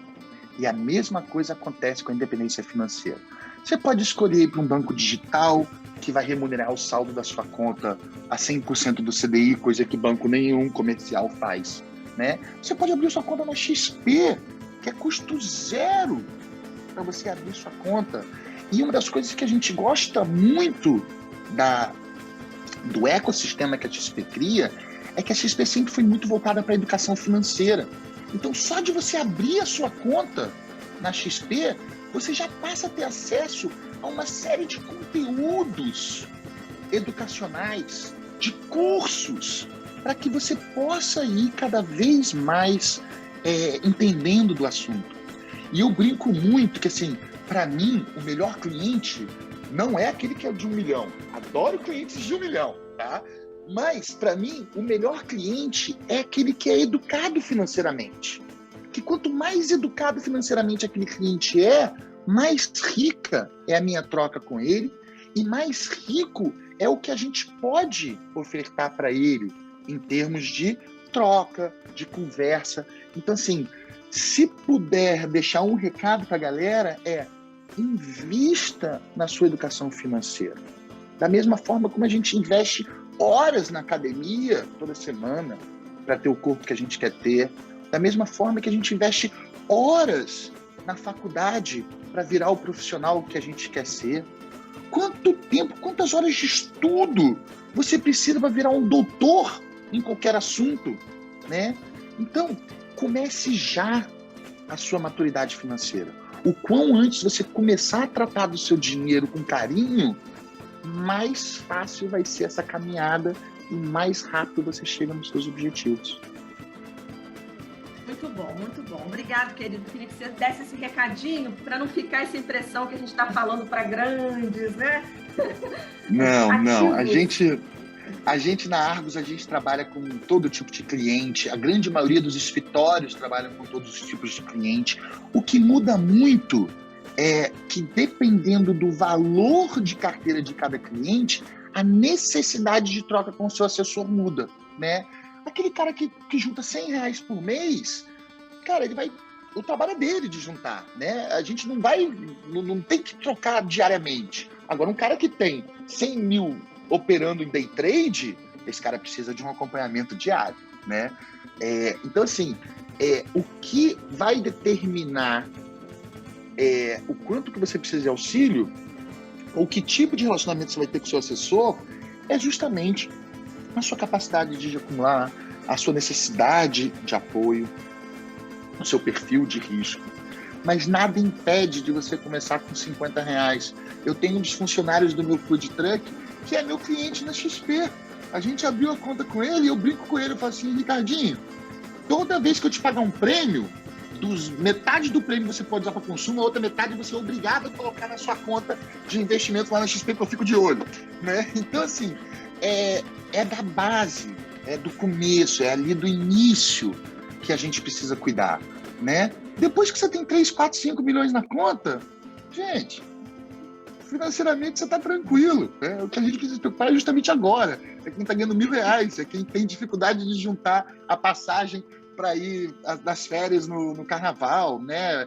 É aquela galera que quer comprar o abadá e precisa fazer um esforço para participar do Carnaval de Salvador, né? É justamente a galera. Quanto menos dinheiro você tem, mais educação financeira você precisa. É tudo uma questão, realmente, como você disse, de educação financeira, de mudança cultural, aí como você trouxe. Eu brinco com os alunos, falo, engraçado, você paga tanta conta para os outros, qual que você está pagando para você? Na sua listinha que você fez lá, botou lá? Bota lá que você deve para você, seu investimento. Mas, Daniele, não interessa, você bota lá. Educação financeira tinha que começar na escola, né, Eduardo? Tinha que começar já lá, né? Acho que é um projeto esse público de educação financeiro, né, nas escolas. Mas, enfim, acho que trouxe fantástico a sua fala, e você trouxe agora, no final, falando da questão da independência financeira. E a relação, né, que eu faço, queria dividir com vocês, é a questão da independência, que é um dos indicadores de qualidade de vida que a gente tem. A busca que a gente tem o tempo todo na vida é ser independente em vários sentidos, inclusive financeiramente. Né, para não depender dos pais, não depender do marido, não depender da mulher, não depender de ninguém, né, financeiramente. Então, para todos saberem, um dos indicadores de qualidade de vida é a sua independência. E aí, assim, quando entra, por exemplo, numa questão de pessoas que têm algum tipo de doença mais grave, entra isso, quanto que ele conseguiu ficar independente, ou ela, né, em relação àquela doença, em relação, para vocês verem como que essa questão da independência é um fator, e principalmente financeiro, né? E aí eu achei muito legal, Eduardo, quando você traz a questão de, eu anotei aqui, estou olhando para baixo, a questão de estilo de vida, que é o que a Dani traz, como que isso é importante a gente saber, porque a gente é levado pelo sistema que a gente tem a levar um estilo de vida para o consumo, né? O tempo todo são gerados desejos, né, para nós consumir coisas que a gente não precisa. Então, isso da psicologia econômica é também para ensinar, e do consumidor, que deveria ser não para ensinar a consumir, mas para consumir menos, que aí vem até o evento que a gente fez, né, Dani, anterior, que foi o anticonsumo. As pessoas deveriam ser educadas a consumir menos, consumir o essencial, né? Ou consumir, isso que você está falando, aquilo que é possível dentro do bolso dela, né? Porque isso gera muita angústia, gera essa expectativa de ter um padrão de vida que seja aceito na sociedade. Então, gera uma necessidade de consumo para não ser excluído, entre aspas, né, de algumas circunstâncias. Então, achei muito legal você trazer essa questão, que talvez até o padrão de vida mais simples é que vai te gerar mais qualidade de vida. Muito mais do que um padrão de vida muito mais sofisticado. E aí você traz a questão do cartão, já entrando em algumas questões, também tem a ver com uma segunda questão da Viviane, já vou entrar, né, na questão dela, que ela fala se é possível estudar, se é possível entender essas questões e não precisar ter um assessor financeiro, né, contratar uma consultoria. Vocês já falaram, né, da importância disso. Eu tenho, né, um consultor, a Daniele também tem, a gente sabe a importância disso. Imagino, na minha opinião pessoal, posso estar totalmente equivocada, eu não tenho tempo para ficar estudando, ficar acompanhando bolsa, ficar acompanhando as mudanças do mercado, então meu consultor ele é fundamental para mim. E assim, eu queria que você falasse um pouquinho, né? Por exemplo, coisas simples, que ela falou que está sofisticada, traz todas as questões que o Dudu vai trabalhar, e a questão do dicionário, como que vai traduzir essas questões complicadas. E eu acho uma questão muito simples, que todo mundo não para pensar, porque fora do país a gente não vê esse estímulo a ter o cartão de crédito. É só no Brasil que a maioria das vezes tem isso de ter um cartão de crédito, né? Na Austrália, colegas de outros países falam assim, isso não existe aqui. Por exemplo, na Austrália não existe. Uma amiga minha fala, né? Não tem isso de cartão de crédito. E aí você entra na questão dos bancos, que aí juntando essa questão, né? Como a cultura do nosso país, vê se eu estou equivocada, é estimular as pessoas a endividarem. Porque isso é interessante para bancos e para algumas instituições também, porque eles ganham com o endividamento, com o estímulo das pessoas, estimulando as pessoas a pedirem empréstimo. Então, gostaria que você falasse disso, tanto essa questão do cartão, né, se eu estou equivocado ou não, mas já não é a terceira ou quarta pessoa que me fala, os países nórdicos também não têm isso de cartão, de crédito, então. E esses interesses ocultos que estimulam as pessoas a se endividarem, porque tem gente que ganha com endividamento, então as pessoas ficam tendo um olhar mais crítico e reflexivo sobre isso. E aí, é isso. Depois eu entro aí continuo nas questões aí né, que trouxeram. É isso. Vamos lá. Existem, de novo, é cultural, né? Você trouxe exemplos fantásticos onde o crédito não é tão usado. Do outro lado, a gente tem os Estados Unidos, onde o crédito é muito incentivado no início da vida e as pessoas usam de forma coerente, né? A gente tem, por exemplo, diversas formas de crédito educacional. A gente tem um FIES, que você pode pegar um empréstimo para poder ter uma educação, para você poder ter uma melhora. Então, assim, o crédito ele não é o bicho-papão. O ruim é quando você está consumindo recursos que você não tem para consumo, que não vai te trazer nada para o futuro, né? Então, acho que a gente não deve demonizar o crédito, tá? Ele é fundamental para o funcionamento da economia. Foi lá atrás, na Itália, na origem dos bancos, quando se criou os créditos, que a gente permitiu um desenvolvimento mundial muito maior do que os recursos que propriamente existiam, mas a consciência de como utilizar esse crédito. Eu preciso do crédito para quê? Qual é a minha necessidade desse crédito? É só para eu ter uma roupa bonitinha para sair com meus amigos? Esse é um crédito mal adotado. Agora, se é para abrir um negócio, com um bom plano, um business plan, poxa, esse é um excelente crédito. Ninguém consegue comprar. Ninguém. A maioria das pessoas não conseguem comprar um imóvel se não for através de crédito imobiliário. Né? Falando cartão de crédito, especialmente. Cartão de crédito tem várias vantagens. Algumas vantagens e várias armadilhas. A grande maioria das pessoas não sabem usar o seu cartão de crédito, porque elas usam aquilo para manter um padrão de vida acima das condições reais dela, né? Ao mesmo tempo, eu tenho um amigo meu que é engenheiro que ama cartão de crédito porque ele viaja o ano inteiro com as milhas que ele ganha com o cartão dele, mas ele faz o crédito dentro daquilo que é viável para a realidade daquela pessoa, né?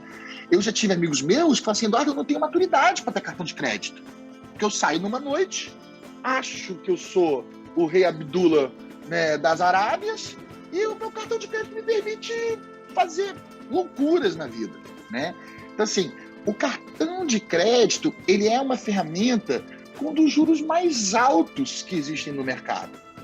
Então, se você tem um cartão e você paga a sua fatura integral, aquilo é uma ferramenta que não vai te machucar. Agora, se você tem um cartão e você está pagando a taxa mínima dele, gente, vai bater na parede mais cedo ou mais tarde, né? Então, o cartão de crédito é uma ferramenta incrível, mas a gente tem que entender o porquê que a gente está usando aquela ferramenta. De novo, Isabela, a gente entender o veículo. Eu sou fã de criptativos. Eu tenho empresa de inteligência artificial, eu sou engenheiro, eu entendo de blockchain. Eu não tenho dúvidas que criptoativo será a moeda do futuro. Mas eu tenho a certeza que não vai ser o Bitcoin. O Facebook não foi a primeira rede social inventada. O WhatsApp não foi a primeira rede social inventada. Então, assim, tecnologia muda há muito tempo. Criptoativo é algo bacana? Eu acho que vai ser a moeda do futuro. Eu acho que a gente vai evoluir para esse caminho. Eu acho que não tem volta a questão do descriptativo. Mas a gente não sabe qual vai ser, como vai ser. Então é a mesma coisa com o cartão. O cartão de crédito, ele é um veículo. Ele é uma ferramenta. Aquilo faz sentido, aquilo cabe na sua vida. Se sim, ótimo. Se não, cara, rasga o seu cartão. Joga fora o seu cartão. Né? Tem muita gente que adora parcelar as coisas. É a mesma coisa. Você não precisa de um cartão para parcelar. Né? Você pode ir na Casas Bahia e fazer um parcelamento no carnê. Né? Se aquilo não fizer sentido na sua vida, você vai se lascar com aquilo também. Né? Então a gente precisa entender e tomar cuidado, Isabela, para que a gente não crucifique o cartão de crédito. Eu, por exemplo, eu sempre tive horror de cartão de crédito, porque eles toda vez me ligavam, falando assim, a gente está aumentando o seu crédito do cartão. Eu falava assim, eu não quero. Não, mas a gente está te dando de graça. Os caras, não quero. Eu não quero mais crédito. E recentemente, quando eu tive que readaptar minha vida e meu padrão de vida baixou, né, e por isso que eu sei que é doloroso essa queda do padrão de vida, o meu cartão de crédito começou a me cobrar uma anuidade que quando você multiplica por 12, você fala assim, gente, eu tô pagando R$1.000 de cartão por ano. Pra quê? Né? Então, recentemente eu cortei todos os meus cartões, porque hoje já existem fintechs. A própria XP lançou um cartão dela recentemente no mercado com anuidade zero pro resto da vida. Até o Banco do Brasil tem, mas não divulga, né? Eu descobri isso dentro do aplicativo. Aí mudei meu cartão. Exato, né? Então, assim, o cartão de crédito, ele não é um vilão. Se você souber como usar aquele veículo. Tá? Ele pode ser o seu algoz. Ele pode destruir as suas finanças, porque ele te permite fazer gastos que não estão dentro da sua realidade. Mas não necessariamente ele é um mal que existe no mundo que tem que ser combatido. Show. Gente, tá cheio de perguntas ali, gente. Isabela, ele já deu a deixa, eu não resisto. Ele já deu a deixa para o próximo que faremos, finanças e tecnologia, Ótimo. Reflexões do futuro, entendeu? Isso. Até porque a questão, né, do Bitcoin, quem você falou muito bem, tem fundos de criptomoedas, eu tô em um que, nossa, rende que é o bicho. Acho que é o alerta, quando eu falei ali no início, né, é a questão das pirâmides, igual aqui em Cabo Frio, né? Eu moro em Cabo Frio e vocês viram aí no cenário, né, enfim, no noticiário, o que estava acontecendo e aqui a economia vai por causa de pirâmides. Mas vamos entrar nessa questão que é bem complexa, vamos lá nas perguntas. A Viviane, ela perguntou, a primeira perguntinha dela foi, ao invés da previdência privada, o cliente pode optar somente por investimentos de longo prazo, com foco na aposentadoria? Ele pode não ficar preso à previdência privada? É tão necessário assim, já que há investimentos mais vantajosos? Vamos lá, o cliente pode tudo. A escolha final é sempre do cliente. É ele que é responsável, o dinheiro é dele, então ele pode fazer o que ele quiser, tá? O que a gente precisa também tomar cuidado é entender que previdência privada, ela também tem as suas vantagens. Por quê? Se eu quiser fazer previdência privada não é um investimento ruim. É porque os bancos te oferecem uma previdência privada atrelada à renda fixa que rende menos do que a poupança. Mas você pode botar previdência privada em ação, você pode botar previdência privada em multimercado, você tem fundos de previdência do exterior, você tem uma série de fundos de previdência que rendem absurdos. Qual que é a grande vantagem da previdência? Quando você fala de investimentos, você tem tributação sobre os rendimentos. Quando você está falando de ação, essa tributação é 15%. Quando você está falando de fundos de investimento, essa tributação normalmente é regressiva. Ela começa ali em 22,5% e ao longo do tempo ela vai reduzindo até 15%. Qual que é a grande vantagem da Previdência? É que a Previdência permite, se você escolher a opção de regime regressivo, que chegue numa alíquota de 10%. Então, quando a gente está falando de longo prazo, os fundos de previdência passam a ser interessantes porque é o veículo que oferece a menor tributação sobre os seus rendimentos. E, de novo, cuidado. Previdência pode ser conservadora, previdência pode ser moderada e previdência pode ser arriscada. Você tem fundo de previdência todo em ação. Então, é uma questão de você entender aquilo que tem disponível. Recentemente, eu tive uma cliente minha que teve filho, uma cliente minha que já está há muito tempo, e eu tento começar a juntar um dinheirinho para o meu filho. Em vez de botar na poupança, o que você me sugere? Previdência privada. Seu filho vai usar o seu dinheiro antes, vai usar esse dinheiro que você está juntando para ele antes de 10, 15 anos? Não. Então, bota na previdência privada. Porque é a previdência que vai comer a menor parte do rendimento desse dinheiro que seu filho vai ter. Então, não necessariamente previdência é sinônimo de rentabilidade ruim. É porque a gente está acostumado com o banco. E o banco a questão, então, Eduardo, é só a gente ter o cuidado de saber a que ela está atrelada. É isso que você está nos dando a dica. É isso? Além de que tipo de previdência, qual é o prazo desse dinheiro? Se é uma previdência que eu vou usar daqui a 5 anos, não faz sentido eu colocar em previdência. Agora, se é uma previdência se é um dinheiro que eu realmente só vou usar depois de 10 anos, previdência é o que tem a menor alíquota. Ela perguntou se dá para estudar esses assuntos, acho que já falamos disso, né? Contratar quais sites de ensino desses assuntos você recomenda, onde possamos, né, buscar o máximo de informação grátis. E aí acho que a gente tem vários sites, tá? A Infomoney é um excelente site de informação do mercado financeiro. A própria XP, e de novo, tem que tomar cuidado com essa pergunta da Viviane. O nosso trabalho de assessor, ele é de graça para você. Você não paga por um assessor. Um assessor, quem paga é o mercado financeiro, não é o cliente. Então, assim, você pode abrir sua conta na XP de graça e nunca botar R$1 lá dentro, só para ter acesso aos conteúdos de educação financeira. Uma vez que você abre sua conta na XP, você tem a liberdade de escolher o seu assessor. Então, você pode escolher um assessor que você tenha confiança, ou se você não conhece nenhum, venha conversar com a gente na Arcos, que a gente vai ter o maior prazer de atender você. E não te gera custo. A assessoria financeira, ela não é para te gerar custo. É justamente para você ter alguém que seja a tecla SAP entre você e o mercado financeiro. Existem milhares de plataformas, inclusive da XP, que você não tem assessoria. A minha sugestão é que pegue uma com assessoria.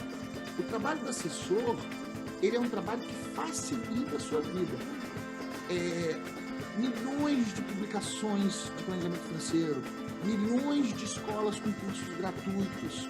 A Expedia é uma delas. O Infomoney, o que mais que a gente pode listar? Tem tanta coisa. B3, a própria Bolsa de Valores tem cursos gratuitos disponíveis. Estamos na era de conhecimento. Conhecimento, ele é compartilhado, ele não é mais cobrado hoje em dia. Aí vem o Durval, aí ele traz a seguinte questão. Dada a crise fiscal, que infelizmente só piora, como o senhor vê o real potencial de preservação de valor no longo prazo do Tesouro Direto e fundos de renda fixa? O que me machucou aí foi o senhor, mas vamos lá. Olha, Tesouro Direto é o menor risco que a gente tem no mercado, né? A gente realmente tem um país com uma crise fiscal imensa. Isso acho que a gente tem que conversar na época de eleição, né? Quando a gente for votar em quem acredita em teto fiscal, em quem acredita em responsabilidade fiscal. Acho que é por aí que a gente resolve essa questão de fiscal, né?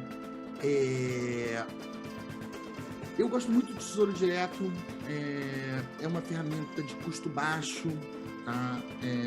Não é de graça.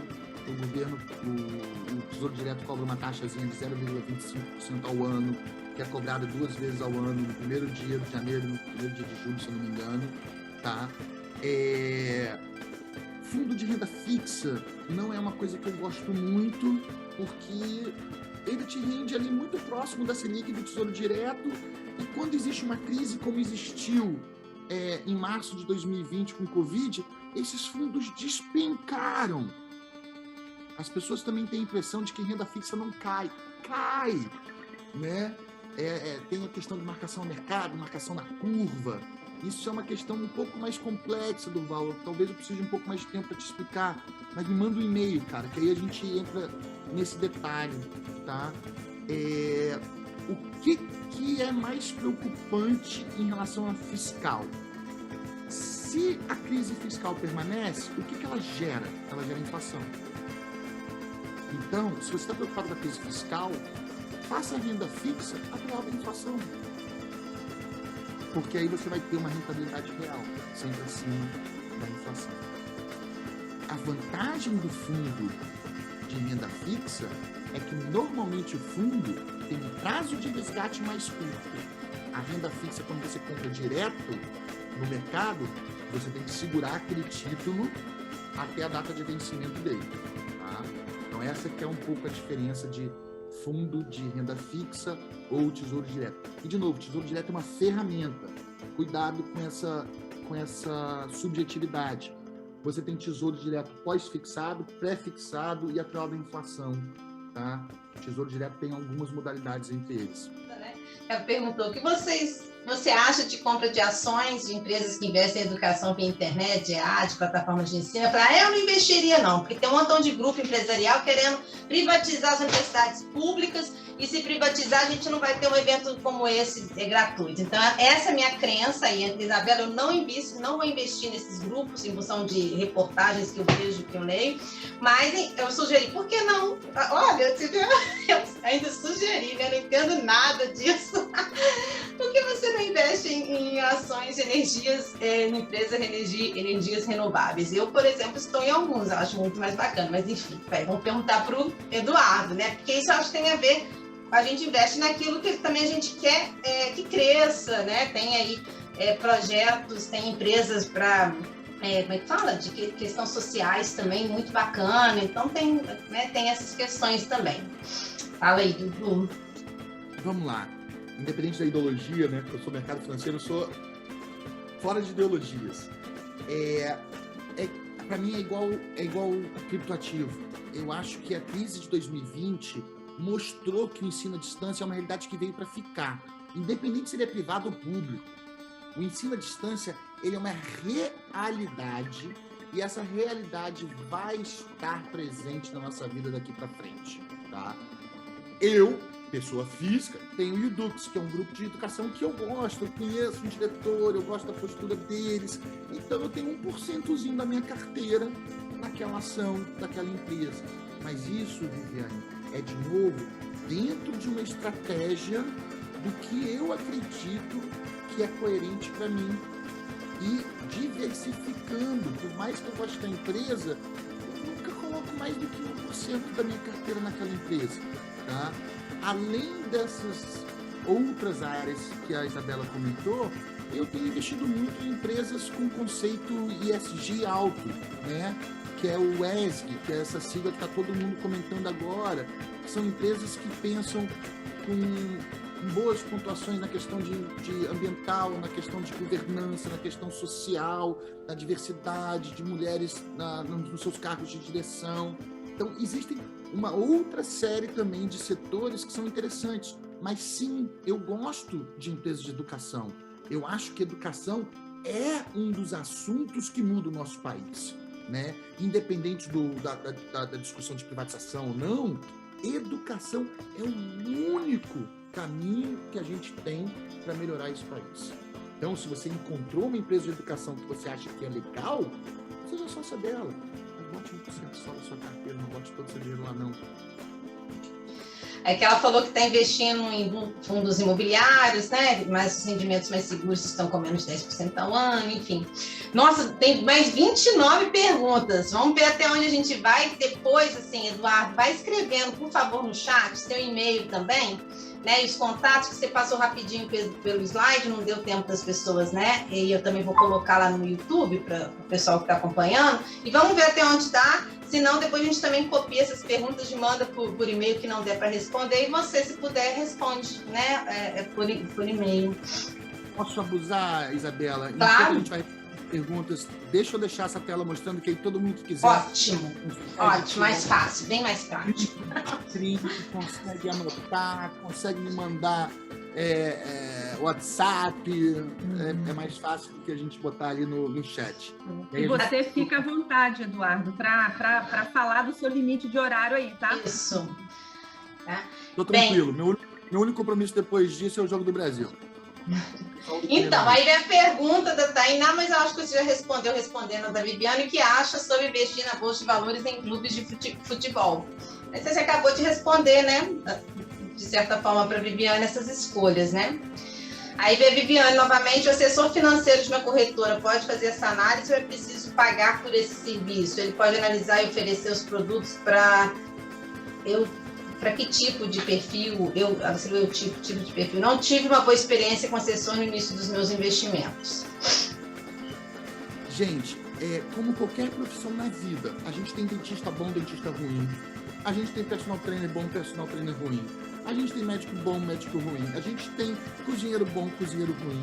E obviamente que você vai ter assessor financeiro bom e assessor financeiro ruim. Qual que é a minha dica para você? Crie uma relação de confiança com o seu assessor. Não pegue o assessor que estão te indicando, que nem o banco te bota um gerente, você tem que lidar com aquele gerente. Escolha seu assessor.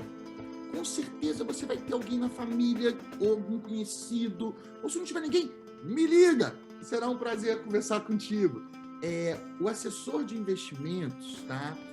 Primeiro, vamos lá. A questão de perfil, de análise de perfil, toda corretora é obrigada a fazer você preencher um questionáriozinho para que você defina o seu perfil, tá? Isso é uma questão regulatória.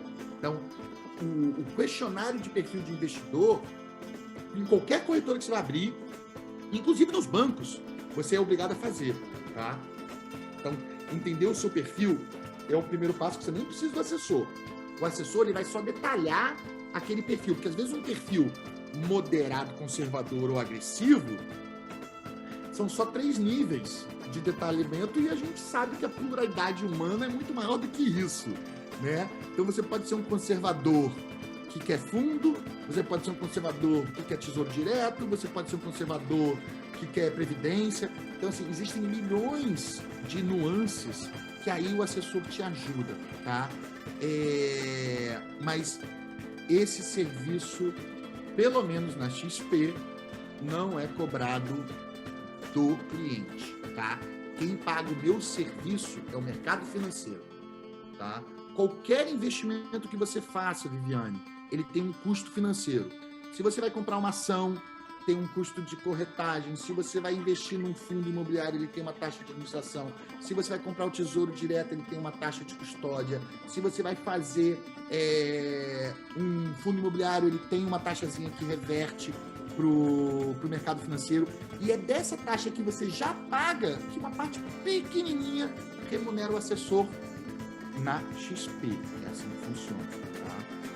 Eu não consigo falar sobre muitos outros. Agora, existem assessores que vendem planejamento financeiro, né? Eu tenho amigos que só fazem isso. Ele faz análise, ele faz acompanhamento, ele te entrega o planejamento financeiro e aí você vai procurar a corretora que você quiser para executar aquele planejamento. No nosso caso, aqui na Argos, esse serviço que a gente provê, ele não é um serviço cobrado do cliente. Quem remunera a gente é o mercado financeiro. Deixa eu fazer um comentário aqui que eu vi a mensagem da Viviane. O assessor não pode recomendar ativos, ela está correta. Isso. Tá? Eu não recomendo ativos. Se você vier conversar comigo, eu não vou falar para você assim, compra tal ação que ela vai subir. Isso eu não faço. Uhum. Se eu achar que papel não faz sentido na sua carteira, eu não vou recomendar papel. Uhum. Tá? Quem recomenda isso são as casas de análise. Aí tem diversas casas de análise, a Nord, tem um monte de casas de análise que fazem recomendação e análise de papéis, de ativos. Uhum. Tá? O que o assessor faz é recomendar a estratégia que você vai adotar. Agora, se você vai comprar vale, se você vai comprar fundo imobiliário, isso é uma decisão sempre sua. O papel do assessor é tirar suas dúvidas sobre aqueles veículos. Tá?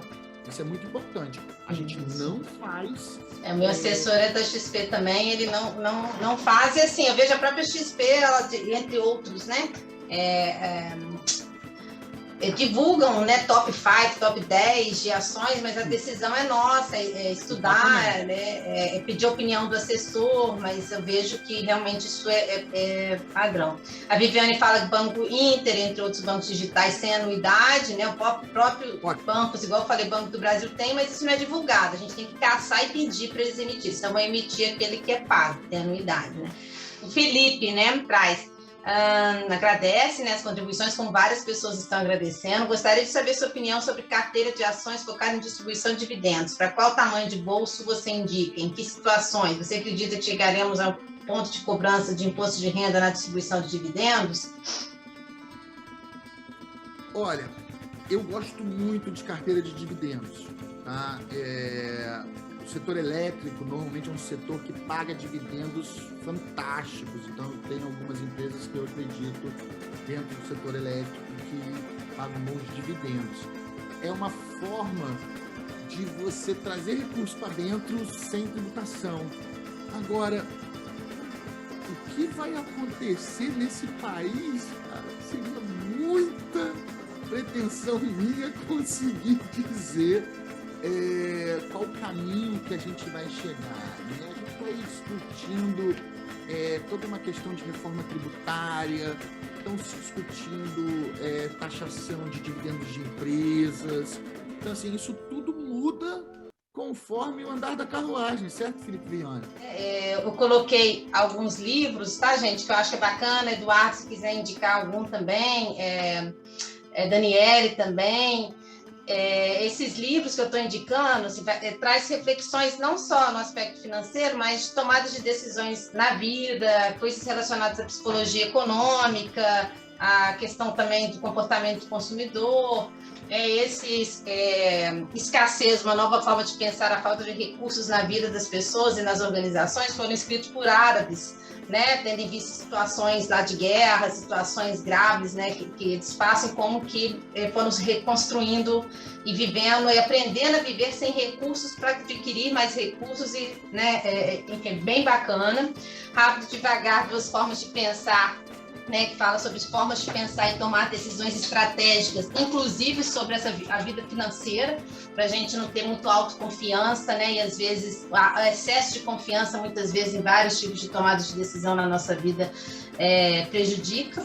E a tirania do mérito, né, o que aconteceu com o bem comum, que explica várias coisas, né, também estão relacionadas aqui o que a gente falou de qualidade de vida e planejamento financeiro, né, onde vem essa questão, o mérito, aquele que tem mais é porque teve mérito. Não é bem assim, porque o mérito é coletivo, é mais ou menos assim. Então vai se discutir a questão do mérito, né, em todos os sentidos, financeiros, sociais, em várias questões, que aí eu deixo de dica. E quem mais quiser, né, dar alguma dica nesse sentido, né, fica aí o espaço. E os agradecimentos, acho que foi muito bom, Eduardo, gratidão imensa a sua presença, né? Sua fala é bem descolada, bem fácil, assim, né? E com exemplos muito bacanas para o nosso público, então estou muito feliz, assim, espero que você possa estar com a gente em outros encontros aí no futuro, né? No SOS Educação Financeira. Então, gratidão. Questão do livro, duas sugestões que eu dou. Primeiro, Pai Rico, Pai Pobre, um livro bem didáticozinho, bem legal de falar isso de planejamento financeiro, de você entrar no seu conceito do que é legal. Então, assim, é um livro simples, esse início, tá? Acho que é bem interessante. Quem quer alguma coisa um pouco mais elaborada, O Cisne Negro, é excelente livro também. Gerenciando o Desconhecido, né? Quem quer começar a mexer com bolsa, tem que ler O Cisne Negro, que é um impacto altamente improvável, né? Nassim Nicholas Taleb, do Taleb, então é um excelente livro também para quem quer fazer gerenciamento de risco, mas para o início aí de questão de planejamento financeiro, o Pai Rico, Pai Pobre, eu acho que é um excelente começo também. Eu queria só, antes de agradecer ao Eduardo, falar que foi muito boa a sua fala, Eduardo, até dos livros, porque todos esses livros que a Isabela cita são excelentes, né? tem outros livros. Eu tenho aqui, por exemplo, do Michael Sandel, que é o mesmo que a Isabela citou, o mesmo autor, que é uma leitura interessante. Ele é um professor de Harvard. O que o dinheiro não compra, os limites morais do mercado. Isabela, você vai amar esse livro, porque é um papo que tem muito a ver com isso que a gente falou. Mas os alunos, muitas vezes, Eduardo, eles gostam de ler os livros do Roberto Kiyosaki, Pai Rico, Pai Pobre, O Poder da Educação Financeira e tantos outros que ele tem. Então, eu falo, leia, se vocês gostam, é válido. Assim como, por exemplo, o livro do Thiago Nigro, eles gostam de ler. Então, assim, toda informação que venha e que nos ajude na educação financeira está válida, né? Quebrar esse paradigma. Quando a gente quer se aprofundar, obviamente a gente vai buscar outras literaturas, mas a gente não vai despertar para o mais profundo se a gente não partir dessa leitura que eles gostam. Então, eu sempre falo com eles que é muito válido, eles sempre perguntam sobre o Pai Rico, Pai Pobre, Thiago Nigro, né? Sempre esse comentário. E aí, agradecer, Eduardo, mais uma vez. Teve um comentário ali, acho que foi do Durval, dizendo assim: parabéns pela forma de abordagem estratégica, né? Essa palavra dele me marcou, porque tudo na vida é erro e acerto. Então, até para a gente encontrar o nosso caminho do SOS Educação Financeira dentro do Café com RH, também é um erro e acerto, né? Em algum momento lá atrás, a gente aderiu à pressão das pessoas de quererem saber sobre fundo imobiliário, sobre ações, sobre isso ou aquilo, mas eu acho que a sua fala ela é indispensável, né, Isabela? A gente tinha que ter começado com essa fala, né? Isso, querido. Então, assim, muita gratidão pela sua disponibilidade, sabendo que a agenda é um negócio difícil. Então, assim, vamos perturbar você mais vezes. Sinto te informar. Fique à vontade, é um prazerzão. Essa troca é sempre muito rica pra gente. E tudo aquilo que a gente faz de educação nesse país, eu acredito que a gente está trabalhando para construir um futuro melhor. Seja em educação técnica na faculdade, seja uma educação financeira. Eu acho que a educação é o único saída desse nosso país para um outro patamar. Então, é um prazer, é uma honra estar participando. Fiquei muito feliz aí com o convite de vocês. Nosso escritório aqui no Rio está aberto a todos que queiram trocar ideia, conversar, conhecer um pouco mais do nosso trabalho, tá? A gente acredita muito na educação como uma ferramenta de realmente mudança de mundo. Então, sempre que tiver qualquer necessidade, aí, conte com a gente. Eu estando dentro da minha disponibilidade, eu sempre vou parar e vou dedicar tempo para isso. Eu tenho um hobby, também sou professor numa escola, na Conquer, que é uma escola, uma startup lá de Curitiba. Dou aula de técnica de negociações e técnicas de venda. Então, assim, é um prazerzão poder sempre contribuir com o crescimento da educação de qualquer ser humano. Legal. Depois a gente pode até pensar nas parcerias, né, Eduardo? No sentido de educar os mais vulneráveis, aqueles que não têm tanto acesso e que precisam ser capacitados aí, talvez com a CyberLab, né, não sei, que é um grande desafio que a gente está pensando, né, no café, para ajudar. Realmente tem vagas, mas igual você falou, muito capacitados ou mais capacitados, e aqueles que tecnologicamente, por exemplo, não estão tendo acesso, as pessoas com mais idade, por exemplo, que sempre trabalharam com cargos muito operacionais e que acabou esses cargos, né, vindo com a tecnologia, mas depois a gente bate um papo aí sobre isso.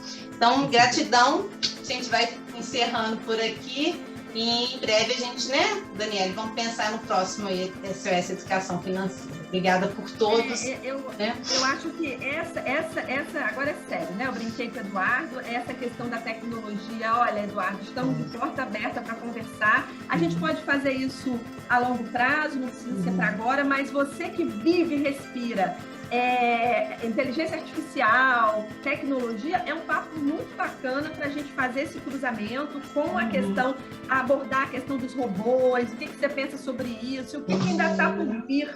Então, é um papo bem interessante que, se você estiver disposto, nós estamos aqui, eu e a Isabela. Sim. E a gente chama o professor Leonardo, nosso parceiro também, que é da área de TI. Exatamente. Eu sou só um entusiasta, eu não sou o melhor para falar nisso não, mas a gente consegue achar alguém que fale, Meu medo é só que você talvez chore no final da conversa, porque é assustador o que vem por aí.